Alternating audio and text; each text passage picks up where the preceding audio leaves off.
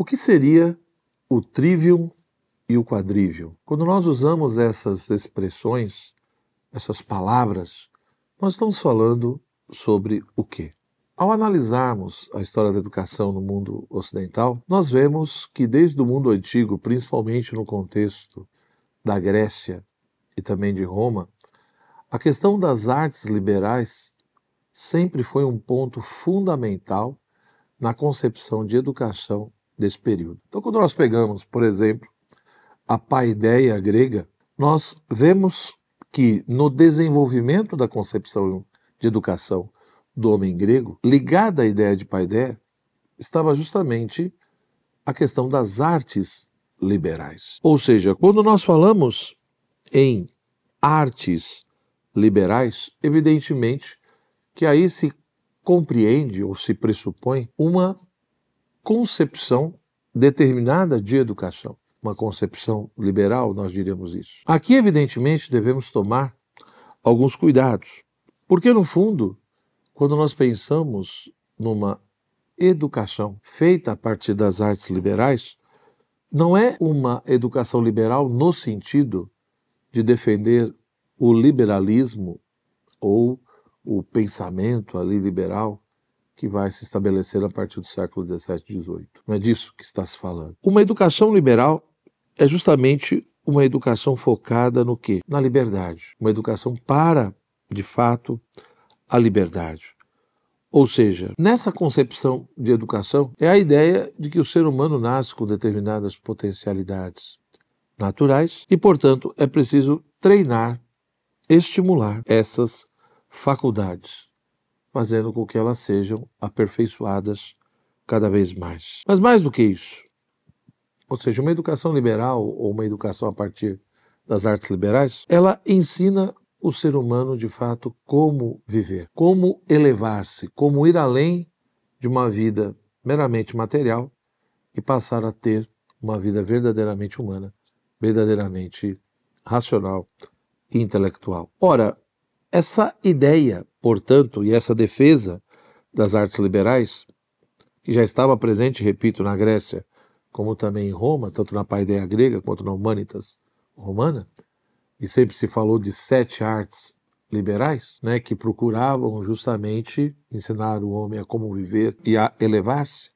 né, a ir uma vida propriamente humana, a realizar plenamente a sua natureza, ela também teve o seu lugar e foi ganhando cada vez mais força no mundo medieval. Ou seja, como todos nós sabemos, ali no final do século VIII e começo do século IX, né, vai ter o famoso Renascimento Carolíngio, conduzido, estimulado pelo imperador Carlos Magno, que procurava, evidentemente, ter ali um projeto de reestruturação política do próprio império, mas também, junto com isso, todo um projeto cultural e educacional. Ora, nesse contexto todo, ele chamou ali os principais, digamos, intelectuais, professores e mestres da época, no caso Alcuino, que era um monge e que depois também foram chamando outras pessoas para ajudar nesse processo de reestruturação educacional e cultural.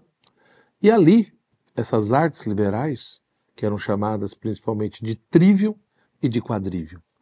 Então, quando nós falamos de artes liberais, né, ou quando nós falamos de trivium e quadrivium, nós estamos falando de um modo muito específico de se conceber a educação, de se conceber a formação do ser humano. E com essa questão do Renascimento Carolíngio, a partir de todo o trabalho de Alcuino, tanto o trivium quanto o quadrivium foram ganhando cada vez mais importância, né, e relevância. Ou seja, no final do mundo antigo e dentro do próprio desenvolvimento do mundo medieval, ou seja, até o Renascimento Carolíngio, até ali o final do século VIII, você vai ter autores que colaboraram muito para essa transição, né, como Marciano Capella, Severino Boécio, Flávio Cassiodoro, todos, de uma certa maneira, foram autores importantes que deram continuidade a muitos elementos do pensamento antigo, mas também, de uma certa forma, colaboraram para muitas coisas, né, que foram pensadas, discutidas e debatidas no mundo medieval. Dentre elas, essa questão das artes liberais. Evidentemente que essas artes liberais que foram tão cultivadas no mundo grego e romano, ao serem recebidas pelos cristãos, acabava-se muitas vezes se acrescentando determinados elementos nessa questão da formação do homem. Ou seja, o trivium, como se fossem 3 caminhos, três rotas, 3 estradas, e o quadrivium 4. Lógico que aqui você tem uma simbologia muito forte, né? Você tem uma simbologia ali muito presente, né? O número 7, né? Ele indicando, evidentemente, a questão da plenitude, a questão da perfeição. Então, por isso, na própria tradição, o Deus que criou todas as coisas, né, em 6 dias descansou no 7º. Então, toda essa questão da ideia de uma graduação qualitativa do ser finito, ou seja, a ideia de um salto qualitativo, né, que abre ali muitas possibilidades para o próprio desenvolvimento humano. Então, esse próprio número 7, evidentemente, que ele não é por acaso, há toda uma simbologia em torno dele, principalmente uma graduação qualitativa de plenitude, de perfeição, na própria tradição cristã, os 7 sacramentos, por exemplo, como também, né, a questão dos 7 dias da semana, e por aí vai. Então, quando se fala de 7 artes liberais, um grupo dessas artes vai estar extremamente focado com a preocupação da linguagem e do pensamento humano. Ou seja, o trivium, que era constituído de gramática, de dialética, né, e a lógica que também junto com a dialética, e a questão da retórica, da oratória. Então, tanto no mundo antigo quanto no mundo medieval, o trivium, né, essas 3 artes liberais, vão ter uma relevância, uma importância muito grande. A gramática, procurando, né, ser uma ciência que ensina a pessoa a falar, a interpretar de uma maneira não equivocada. A dialética, essa coisa de estabelecer toda uma disputa para distinguir o verdadeiro do falso, para saber investigar, inquirir, inspecionar as coisas e, portanto, a retórica, uma disciplina para persuadir sobre tudo o que for conveniente, né? Ou seja, saber se comunicar, saber se falar. Então, na realidade, você tem aqui, no fundo, a gramática é uma verdadeira arte de inventar e combinar símbolos. A dialética, junto com a lógica ali, a questão da arte do pensamento. E a retórica, da questão da arte da comunicação. Então, veja que nessa dimensão, né, do trivium dessas 3 artes, há uma preocupação de elevar o ser humano e introduzi-lo a toda uma vida do espírito, né, uma vida do pensamento, e procurando ter essa clareza de que sem o desenvolvimento da linguagem, sem saber nomear as coisas e estabelecer estruturas simbólicas, tudo isso fica muito difícil. Por isso a importância ali da gramática, da mesma forma que é importante também saber investigar, inquirir, argumentar para distinguir o verdadeiro do falso, e a importância também de saber se comunicar, expressar, persuadir o outro conforme aquilo que realmente convém.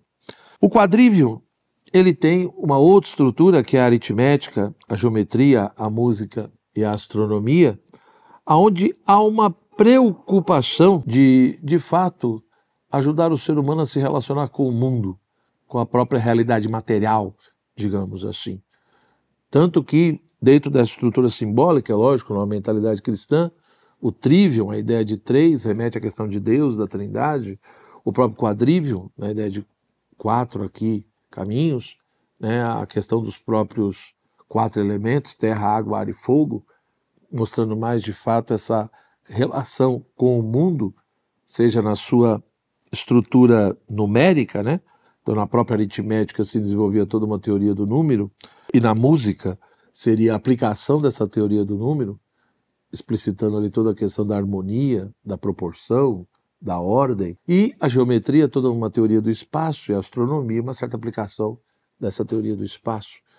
Então veja que, nesse contexto todo, não é por acaso que, de fato, o trivium e o quadrivium, repito, já era um tipo de concepção de educação que vinha do mundo antigo, da Grécia e de Roma, recebida pela comunidade cristã, vai haver uma continuidade, né? Ou seja, o uso das artes liberais, das chamadas 7 artes liberais, que no contexto medieval vai se usar mais às vezes a expressão trivium e quadrivium, com essa finalidade de formar o homem livre, de educar para a liberdade, onde de fato pressupõe tudo isso o que? O querer, a pessoa que quer estudar, a pessoa que quer aprender.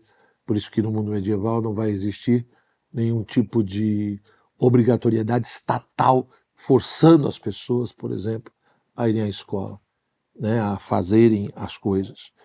Então, nesse contexto, a gente vê que, de fato, o trivium e o quadrivium tinha a preocupação de desenvolver o mundo do pensamento, da linguagem, elevando o ser humano a toda a dimensão da vida espiritual. Não vida espiritual no sentido apenas religioso, mas vida espiritual no sentido de não ser dominado simplesmente pelos seus instintos, pelos seus impulsos, mas cultivar as suas faculdades superiores como a inteligência e a vontade. Mas ao mesmo tempo também aprendendo a se relacionar com o mundo material, com toda a questão do tempo, do espaço, né, da própria estrutura da realidade. E para isso, portanto, havia várias preocupações, ou seja, um zelo profundo para que as pessoas falassem a mesma coisa, soubessem nomear as coisas, seus sentimentos, seus pensamentos, mas também as coisas sensíveis ou inteligíveis. Da mesma forma, uma preocupação de problematizar o objeto que deve ser investigado e discutido. Da mesma forma, evitar, né, todo tipo de verborragia e saber também expressar-se, se comunicar e convencer o outro, sabendo também qual é o lugar do próprio homem no mundo, no cosmos, e como ele deve se relacionar com as coisas. Então, essa estrutura educacional, essa concepção de educação, formou grandes pensadores, né? Então, se você pegar grandes nomes, não só no mundo medieval, mas depois da própria Idade Média, né, no período renascentista, ou mesmo no início da modernidade, essa estrutura do trívium e do quadrivium continuou, sendo alterado algumas coisas e acrescentado alguns elementos, mas querendo ou não, né, durante séculos, esse esquema, digamos assim, de concepção de educação foi usado e formou grandes pensadores no decorrer da história. Concepção de educação que não era usada, por exemplo, com crianças tão pequenas, né? Na Idade Média, a pessoa começava ali a adentrar a questão do trívium com 14 anos, né, de idade, e depois, a partir dos 17, é que ela começava a estudar o quadrivium. Então, a base maior era do trivium mesmo, e depois, lá pelos 20 anos, é que começava, digamos, um certo tipo de educação mais superior, sendo que nessa educação superior, na época, era mais o curso de teologia, de direito canônico e de medicina que estavam ali presentes e que as pessoas escolhiam. Então, no fundo, o que a gente vê, repito, né, acho que esse modelo do trivium e do quadrivium mostra como que o ser humano ele precisa passar por uma educação, por um lado, que cultive a sua mente, né, a sua capacidade de pensar e compreender as coisas, mas ao mesmo tempo também que cultive a sua relação com o mundo concreto, com o mundo das coisas, né, que ele entenda o que é esse mundo das coisas para saber como se relacionar com tudo isso, saber também qual é o seu lugar no mundo. Então, quando nós estamos falando de trivium e de quadrivium, nós estamos falando, no fundo, das 7 grandes artes liberais que foram usadas no processo educacional, no processo formativo, seja na Grécia, em Roma, ou no contexto medieval, e mesmo ali no período renascentista e início da modernidade. Forte abraço, se você gostou do vídeo, deixa a sua curtida, né, procure se aprofundar, estudando a partir, né, da bibliografia sugerida que está aí abaixo do vídeo. Tchau, tchau, até o nosso próximo encontro.